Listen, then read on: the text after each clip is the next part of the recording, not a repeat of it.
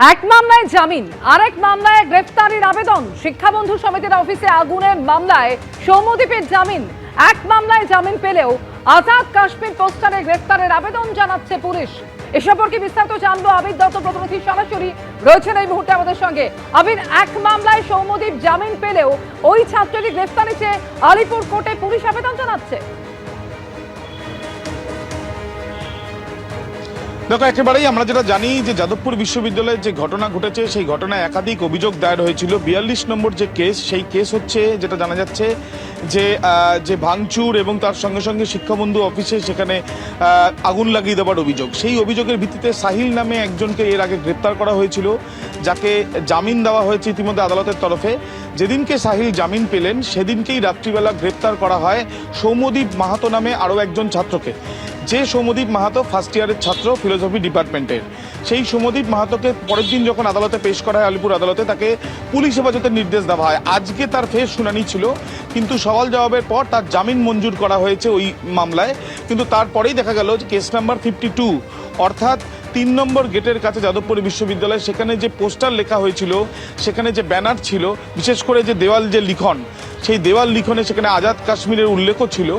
সেই পরিপ্রেক্ষিতে যে মামলা সুমোটো বা স্বতঃপ্রণোদিতভাবে পুলিশের তরফ থেকে রুজু করা হয়েছিল, সেই মামলার পরিপ্রেক্ষিতে তাকে গ্রেপ্তারি চেয়ে আবেদন করা হয়েছে, অর্থাৎ শোন অ্যারেস্টের আবেদন করা হয়েছে পুলিশের তরফে। যদিও এই যে আবেদন করা হয়েছে সেই আবেদন করতে গিয়ে পাবলিক প্রসিকিউটর বা সরকারি আইনজীবী তিনি কানাইয়া কুমারের যে গ্রেপ্তারি দিল্লি ইউনিভার্সিটিতে জেএনইউতে যে কানাইয়া কুমারের গ্রেপ্তারি এবং তারপরে দিল্লি কোর্টের যে অবজারভেশন এবং তার জামিন না পাওয়া, সেই প্রসঙ্গ তিনি উল্লেখ করেছেন। এবং তার সঙ্গে সঙ্গে অভিযুক্তের তরফের আইনজীবী তারাও কিন্তু এই গ্রেপ্তারির গ্রাউন্ড কি আছে সেই বিষয় নিয়েও তারা প্রশ্ন তুলেছেন। তার পাশাপাশি 24 তারিখে সৌম্যদীপের পরীক্ষা রয়েছে, সেই বিষয়টাও তারা উল্লেখ করেছেন। সওয়াল জবাবের পর এই যে 52 নম্বর কেস, অর্থাৎ 3 নম্বর গেটের কাছে যাদবপুর বিশ্ববিদ্যালয়, সেখানে যে দেওয়াল লিখনের যে প্রসঙ্গ, যে পরিপ্রেক্ষিতে স্বতঃপ্রণোদিত মামলা পুলিশ করেছে, যেই মামলার পরিপ্রেক্ষিতে সৌম্যদীপকে গ্রেপ্তারি চেয়ে আবেদন আজকে করা হয়েছে পুলিশের তরফ থেকে এবং জোরালো সওয়ালও করা হয়েছে। সেই পরিপ্রেক্ষিতে যে সওয়াল জবাব হয়েছে, সওয়াল জবাবের পর অর্ডার এখনো পর্যন্ত রিজার্ভ রয়েছে। এখন দেখার বিষয় আলিপুর কোর্টে এসিজেএম এর তরফ থেকে কি নির্দেশ দেওয়া হয়। ধন্যবাদ আবির তোমাকে। প্রথম হচ্ছে 42 নম্বর কেস, যেটা আগুন লাগাবার কেস, সেই কেসে কোনো ডেভেলপমেন্ট হয়নি। হ্যাঁ, সেই কেসে তাকে জামিন দিয়েছে, কিন্তু তাকে নতুনভাবে 52/2025 যাদবপুর থানার একটা কেস তৈরি করে নিয়ে আসা হয়েছে পুরনো একটা পোস্টারের ভিত্তিতে, যা টেকনো বিল্ডিং এর সামনে লাগানোই ছিল, আজাদ কাশ্মীর, যা লাগানোই ছিল বহুদিন।